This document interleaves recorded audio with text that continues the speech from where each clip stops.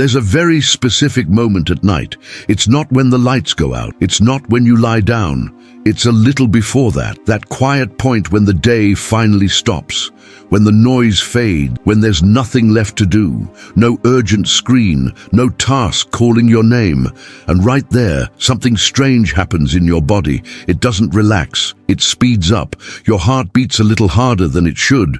Your shoulders, the ones you didn't even notice were raised all day, stay up. Your jaw tightens. Your eyes are tired, but they stay open in the dark, staring at the ceiling. And your mind starts working on something nobody asked for, replaying old conversations, inventing problems that don't exist yet, picking apart things that already happened. And you've tried to stop it. You've told your mind to be quiet. You've taken deep breaths. You've put the phone away. You've tried thinking about good things. You've counted numbers. You've done everything people say helps. And it keeps going. Not because you're weak, not because something in you is broken, but because something is happening in your body first. Your mind didn't create it. It just found it. Stay with me. This is going to take a little time, and that's okay. Because by the end, this will start to make sense in your body. Tonight, I want to go slowly. There's no rush here. This isn't a list of tips. It's not a 5-step method to sleep better. It's more like a small journey, and journeys have their own rhythm. What you'll find here starts somewhere most people never look. Not in your thoughts, not in your habits, not in your bedtime routine. It starts in the body, because your body was awake before your mind was, and it will stay awake until you understand what it's trying to do. So take a breath, settle in. Come with me. James is 32. He works for a logistics company. It's not a job he loves, but it's not one he hates either. It's just a job. It pays the bills. It fills the hours of the day in a predictable way, something stable. James is organized. He shows up on time, answers emails, gets things done. People at work say he's reliable. And he is, because he learned early in life that reliable means safe, and safe means people don't hurt you. During the day, James functions well. He carries a quiet list in his head, things to get done, and he checks them off one by one with almost mechanical precision. Meeting at 10, done. Report by noon, done. Lunch at his desk, not because he loves working through lunch, but because long lunches lead to conversations, and conversations sometimes last longer than he knows how to handle. So, lunch at the desk, done. 3 more hours of work, 6 o'clock, drive home on autopilot. During the day, his body doesn't really get a chance to complain. It's too busy, but at 10:30 at night, the day ends. James closes his laptop, brushes his teeth, turns off the lights in his apartment one by one, a small ritual he doesn't even notice he has. He gets into bed, places his phone face down on the nightstand. He read somewhere that it helps, and he usually tries things that are supposed to help. And then silence. And for James's body, silence is not rest. Silence feels like a threat, not in a dramatic way. He's not afraid of the dark. He's not afraid someone's breaking in. It's something quieter than that. Something the body notices before the mind has words for it. The threat of having nothing to do, of being still, of feeling. The first signal shows up in his chest. Not pain, just a light pressure, like someone placed a flat hand there and gently pushed inward. James feels it and shifts position, turns to his side. The pressure stays, turns onto his back. Still there. That's when the mind enters the scene. Not all at once. Slowly. First, a small thought. I should remember to answer that email tomorrow. Simple, reasonable. He makes a mental note and tries to let it go, but the email pulls another thought. That thought pulls a conversation from 2 days ago, and that conversation pulls a feeling. Maybe he said something wrong. Maybe someone was annoyed. Maybe he should have responded differently. And now he's lying in the dark, reviewing a 2-day-old conversation like it's a case that still needs solving. The pressure in his chest tightens a little more. His shoulders lift, his jaw locks. And James thinks, why do I do this? But there's no answer. So he grabs his phone, Just to check the time, he tells himself, and 20 minutes later he's still scrolling, not really absorbing anything, just moving his thumb, until finally the weight in his eyes wins. He falls asleep around 12:30 and wakes up at 6:45 with the feeling that he never really slept, and then it repeats. Have you ever laid down at night and felt like your body didn't know how to stop? I'm not talking about thoughts. I'm talking about something physical, a tension that doesn't leave, an energy with nowhere to go, a restlessness that lives in your skin before it ever reaches your mind. If that sounds familiar, stay here, because what happens to James happens to a lot more people than it seems, and it has a name, but we'll get there. For now, let's go back to James. There's something he's never told anyone. Not because it's some dark secret, but because he hasn't quite found the words for it yet. Since he was a kid, and he couldn't tell you exactly when it started, James learned something about quiet moments. They often came right before difficult ones. Not always, but enough times for the body to learn the pattern. Silence after his parents argued, and then one of them would slam a door. A calm Sunday afternoon, and then the week would start, and something new had to be managed. A good night, an easy day, and then suddenly the pressure arrived, the expectations, that strange feeling that he had relaxed too early. James's body didn't learn that silence means rest. His body learned that silence means pay attention. Something's coming. So every night, when the day stops and the quiet arrives, his body does exactly what it was trained to do. It turns on the alarm. This isn't personality anxiety. It's not a defect. It's not emotional weakness, or lack of discipline, or lack of gratitude, or lack of spirituality. It's a system that was trained by real situations, real experiences, a body that was simply trying to keep James safe. The alarm isn't the enemy. The alarm is loyal. The problem is that it's still responding to a danger that isn't there anymore. And it doesn't know that because no one ever told it the danger had passed. Think about it for a moment. Imagine a security system in a house. It was installed during a time when the house really wasn't safe. The windows didn't lock. The neighborhood was rough. There had been break-ins before.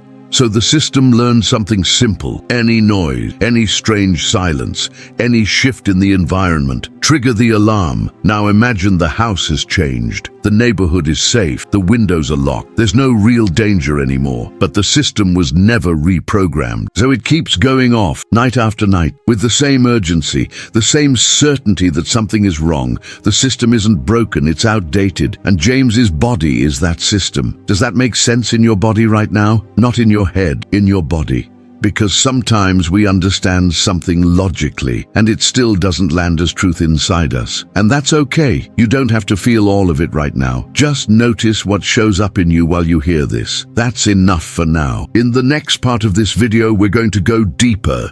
We're going to meet the shadow that lives inside this alarm, and it has a name. We're going to see the trap that makes most people accidentally make this worse, and we're going to build something together. A 30-day path that doesn't start in the mind. It starts in the body, because the body learned first, and the body will be the first thing to change. Stay with me. The next morning, James wakes up with a dry mouth. Not unusual. It happens almost every day. He already knows, without even checking the clock, that he slept less than he needed. Not because the hours were so few, but because the sleep he got was thin, interrupted, full of quick flashes of dreams he can't remember. But they leave a strange texture in his body when he opens his eyes. He stays in bed for 2 minutes, not because he's resting, but because his body hasn't fully switched on yet. And in those 2 minutes, there's a narrow window, a small one, where he doesn't have to be anyone yet. He doesn't have to answer anything.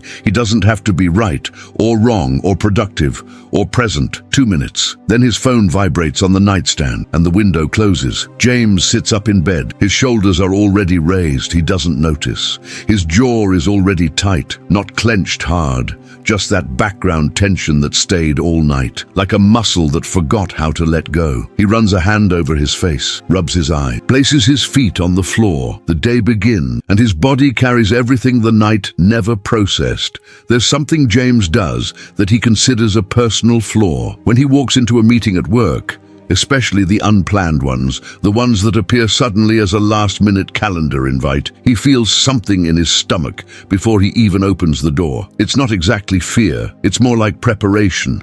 automatic. His body moves ahead of him. His shoulders pull slightly back as if he's trying to make himself smaller without realizing it.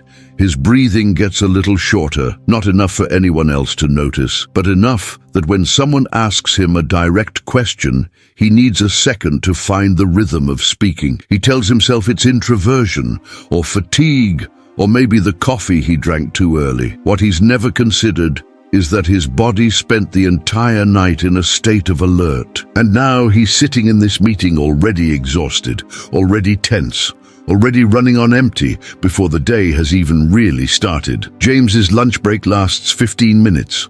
Like I said, James eats lunch at his desk, but there's something more happening there that's worth looking at closely. When he eats fast, and he always eats fast, it's not because he's naturally rushed. It's because eating slowly creates silence. And silence, even in the middle of the day, even in a busy office full of people and noise and movement, still lights something up inside him. He doesn't know what to call it. He just knows that when he eats slowly, his mind starts working in ways he'd rather avoid during work hours. Thoughts about the afternoon, thoughts about the week, thoughts about a conversation from 3 weeks ago that left a strange aftertaste he still hasn't fully digested. So he eats quickly. He closes the window before the wind can come in, and then he goes back to work. This is what the body learns to do when the alarm has been on for too long. It doesn't stop functioning. In fact, James functions very well, but he functions in containment mode. Every pause feels risky. Every quiet moment feels like a potential threat. Every empty space in the day feels like something painful could walk into it. So the system finds an elegant solution. Never stop. Constant movement, constant tasks, constant productivity. Not because James is overly ambitious, not because he's addicted to work, but because staying busy is the only way his body has found to keep the alarm in the background. When there's a task, the alarm waits. When the task ends, it fires. And this explains the night, not as theory, as mechanics. All day long, James's body uses activity as a regulator. Every task finished, every email answered, every meeting completed. Each one works like a pressure valve, not releasing the tension, just containing it, keeping the alarm occupied with something else. And then night arrives. The tasks end, the valve disappears, and all the pressure that stayed contained during the day, every micro-tension, every moment of discomfort avoided, every emotion that didn't get space, every pause that got filled before it could turn into a feeling, all of it meets the silence of the bed as the only place left for it to go, and it bursts out as thought. Not because the mind is cruel, but because the body finally found a moment where no one will interrupt the process. The mind doesn't create the problem at night. The mind processes what the day didn't allow to be processed. Have you noticed how your heaviest thoughts almost always arrive when you're still? In the shower, in traffic, in bed, those few minutes right before sleep. That's not a coincidence. That's the body finding windows. It's trying to show you something. The problem is that without understanding what it is, most people close the window. They grab the phone, turn on the TV, force sleep with melatonin, and the body stores one more night of unprocessed material, and the cycle continues. But there's an even deeper layer, and that's where the shadow lives. James didn't just learn that silence is dangerous, he learned something more specific, something the body recorded so early, so many times, that it became a certainty he never questioned. Because it never became a thought. It stayed below thought. It stayed in the body. The certainty is this: if I truly relax, something will slip out of my control. Not necessarily a catastrophe. It might be a difficult conversation he'll have to face. It might be an emotion he'll finally have to feel. It might be the realization that something in his life isn't going the way he wants, and he's been avoiding looking at it because looking would be too much. The alarm isn't protecting James from the outside world. It's protecting him from himself. And this is where the story gets interesting, because there's a part of James, a part he's never formally introduced to anyone, not even to himself, that learned to live inside that alarm, a part that learned to use tension as fuel, a part that learned that being alert, prepared, always one step ahead of the next problem, is the only way to exist without being caught off guard. That part has a clear function. It keeps James productive. It keeps James reliable. It keeps James safe, at least the way it understands safety. But it comes with a cost. The cost is sleep. The cost is the 15-minute lunches. The cost is shoulders that never fully drop. The cost is waking up every morning with a dry mouth and the feeling that rest exists somewhere he can no longer reach. This part of James, this survival strategy that slowly became an identity, is the Shadow. And the Shadow has a name. Its name is the Watcher. The Watcher isn't a villain, it never was. It was born in a time when James needed someone on duty, someone who didn't sleep, someone who didn't relax, someone who kept watch when the environment wasn't safe enough to rest. The Watcher protected him from many things. The Watcher learned how to read the tone in an adult's voice that meant tension was rising. The Watcher learned to read silence, the kind of silence that comes before a fight, and the kind that's just fatigue. It became so good at this that it started doing it everywhere, with everyone, every night, for the rest of his life, because the Watcher was never dismissed. The Shadow has a name, and when something has a name, it loses a little power. Saying the name out loud, even quietly, even just inside yourself, doesn't fix everything, but it does something small and important. It creates distance. Before it had a name, the Watcher was James. It was the whole personality. I'm just like this. I'm an anxious person. I'm the kind of person who can't switch off, but once it has a name, a separation appears. There is James, and there is the Watcher that James learned to become. Those are different things, and different things can be worked with in different ways. Here's a question you don't need to answer right now. Just keep it somewhere. What is the name of your Watcher?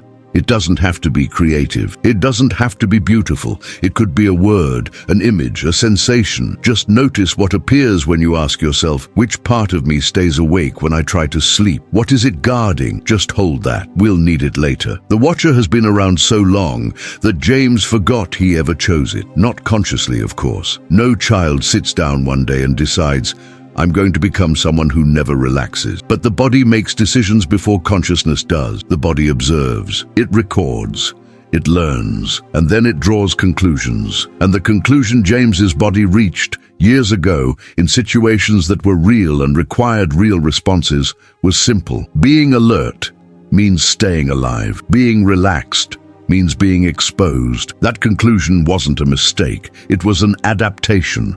In certain environments, in certain moments of James's life, staying vigilant was the smartest response available. The Watcher didn't appear out of nowhere. It was called. It showed up because James needed it. The problem isn't that the Watcher exists.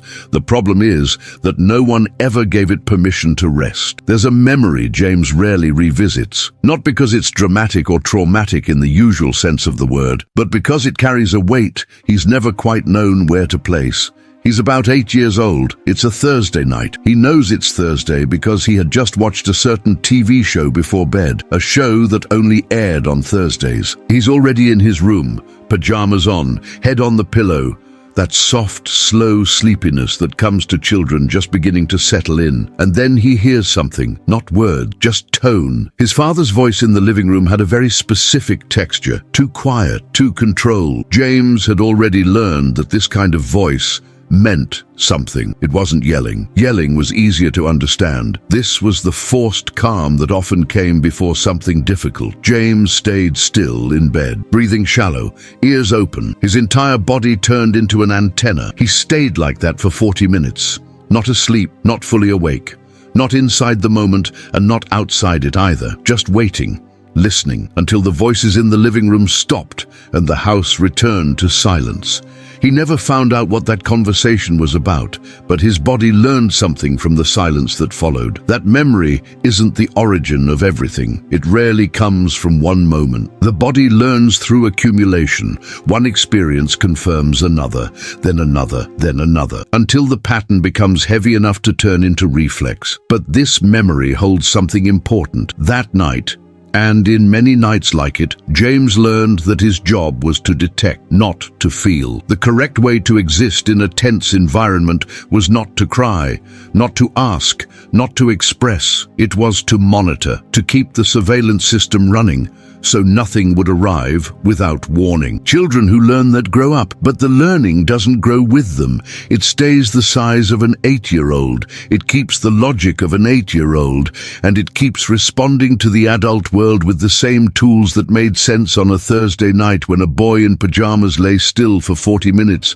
waiting for silence to confirm that everything was okay. The Watcher learned to disguise itself very well. For years, and James is a clear example of this, vigilance was called responsibility. It was called maturity. It was called seriousness, commitment, reliability. And in a way it was all those things, because the Watcher is efficient. The Watcher delivers. The Watcher never arrives late, never leaves a task unfinished, never allows James to be surprised by something that could have been anticipated. The cost stayed hidden for a long time, hidden in the bad nights, in the dry mornings, in the 15-minute lunches, in the jaw that never fully releases, in the inability to sit on a couch without the mind inventing something to do. The cost stayed hidden until the body started asking for payment. And eventually, James arrived here, at this moment, watching this video, trying to understand why his mind won't stop at night. But now he sees the question was never really about the mind. It was about the Watcher. There is one thing the Watcher fears more than anything else. Not outside danger. It was built to handle outside danger. What the Watcher fears is becoming unnecessary. The possibility that James might not need it anymore. Because if James no longer needs the Watcher, then what is it? This is the root of the resistance. When James tries to relax, when he genuinely tries to let go for one night, the Watcher doesn't read that as earned rest. It reads it as dismissal, as abandonment, as confirmation of the worst fear any protective part can have, becoming obsolete. And parts that fear obsolescence don't quietly fade away. They raise the volume. That's why the direct approach rarely works. Trying to convince the Watcher that it isn't necessary is like trying to convince a firefighter in the middle of a burning house that the fire isn't real. The firefighter can see the flames. They can feel the heat. Your words don't weigh more than their experience. The only path forward is to show it, not tell it. To show the body repeatedly over time that there are moments when silence doesn't precede something difficult, that there are nights when relaxation doesn't lead to consequences, that there is a state between total vigilance and total collapse. A state the Watcher never learned about because it never had room to exist. That state is something the opposite archetype understands, the grounded one. And it's important to say this clearly. The grounded one wasn't born fearless. If this archetype feels like some perfect, unreachable version of James, the Watcher will reject it immediately. The Watcher recognizes idealization. Idealization doesn't smell like truth. The grounded one had the same difficult nights, grew up in environments that also required adaptation, also learned to monitor tones of voice, also learned to read heavy silence, also has nights when the mind wants to work while the body needs sleep. The difference is just this. At some point, the grounded one learned that feeling something is not the same as drowning in it, that the emotion that arrives in silence is not a threat to contain, it's a message to receive, that a body waking up with tightness in the chest is not broken. It's carrying information, and information can be processed, not all at once, not in one night. But given enough time and enough gentleness, the body learns to receive what arrives without turning everything into an alarm. Have you ever had a moment, even a brief one, even a rare one, when silence was just silent? Not a threat, not build-up, not a trigger, just the sound of the house at night, the weight of your body on the mattress, your breathing finding its own rhythm without anyone forcing it. If you have, hold on to that moment, not as nostalgia, as evidence. Because the grounded part inside you, and it does exist, even if it's small, even if it appears only sometimes, was built in the cracks the Watcher couldn't completely seal. At some point in your life, on some night, Your body believed it was safe to stop, even if only for a few minutes. That wasn't an accident. It was the system showing what it's capable of. The shadow has a name, and when something has a name, it loses power. James's Watcher isn't going to disappear. It was carefully built over many years. It doesn't dissolve in 30 days. It doesn't dissolve with one video. It doesn't dissolve with a single insight, but it can be recognized. And recognition changes the relationship. When James lies down at night and feels the pressure in his chest, he now has a choice he didn't have before. Not because the choice didn't exist, but because he didn't know a choice was being made. He can react to the alarm as if it were absolute truth. Or he can notice, the Watcher is here, it's doing its job, and I can gently begin to show it that the job is finished, not with force, with presence. And this is where the training begins. In the next part, we'll build the 30 days, not as a rigid protocol, but as a path the body can actually walk without sending the Watcher into panic. 3 movements, concrete, physical, because the small step is the one that changes everything. Stay with me. The Watcher fears only one thing, not real danger, not a concrete threat. What the Watcher fears is what might happen when James finally stops, because stopping for the Watcher is not rest. Stopping means exposure. It's the moment the defenses drop, the armor loosens, the inner space is suddenly unguarded, and anything could enter, any feeling could surface, any truth that stood quietly in line all day might finally find the door open. And a long time ago, the Watcher learned something. It learned that feeling certain things could be dangerous, not because feeling is actually dangerous, but because there were moments in James's life when expressing what he felt had real consequences. Moments when crying was treated as weakness. Moments when saying, "I'm scared," didn't bring comfort. It brought impatience. Moments when emotion had to be packed away quickly because the environment had no room for it. So, the Watcher learned to store things. And it became so good at storing that it started storing everything, even the things that could have already been felt, already released, already left behind. James's inner closet is full, and every night when silence arrives, the door of that closet begins to shake. This is the central trap, and it's invisible because it looks logical. Most people who live what James lives try to solve the night in a very specific way. They try to stop the thoughts. They try to force mental silence. They try to convince the mind to shut down through effort, through breathing techniques done with tension, through guided meditations while the jaw is still tight. And when it doesn't work, which is most of the time, they conclude that the problem is them, that they're too anxious, that their mind is too strong, that they simply can't relax. But the problem is not the mind. The mind is doing exactly what the body asked it to do. Think again about the Watcher. The Watcher is on duty, scanning the environment, looking for threats. And then James, the conscious part of him, shows up with willpower and tries to send the Watcher away. Stop, there's no danger, go to sleep. What does the Watcher hear? It hears a threat because someone is trying to remove it from its post. Someone is trying to shut down the protection system. And the protection system was built to resist exactly that, because at some point in James's life, lowering his guard had a cost. So when James tries to force relaxation, the Watcher raises the volume, not out of cruelty, out of loyalty. Fighting the alarm activates the alarm.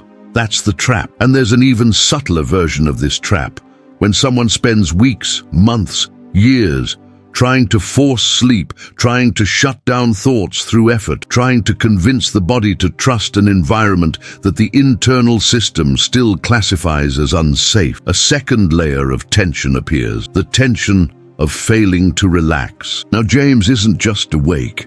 He's awake and frustrated, awake and judging himself, awake and collecting evidence that something is wrong with him, which, for the Watcher, confirms that the alert state was necessary all along, and the cycle closes. Vigilance creates insomnia. Insomnia creates frustration. Frustration creates more tension. Tension confirms the vigilance. And James wakes up every morning with a dry mouth without understanding why. But here is what changes everything. The Watcher does not need to be defeated. It needs to be informed, not through arguments, not through logic, through repeated physical experience, through evidence the body can register, not evidence the mind understands, evidence the body feels as true. The only language the Watcher understands is the language of the body.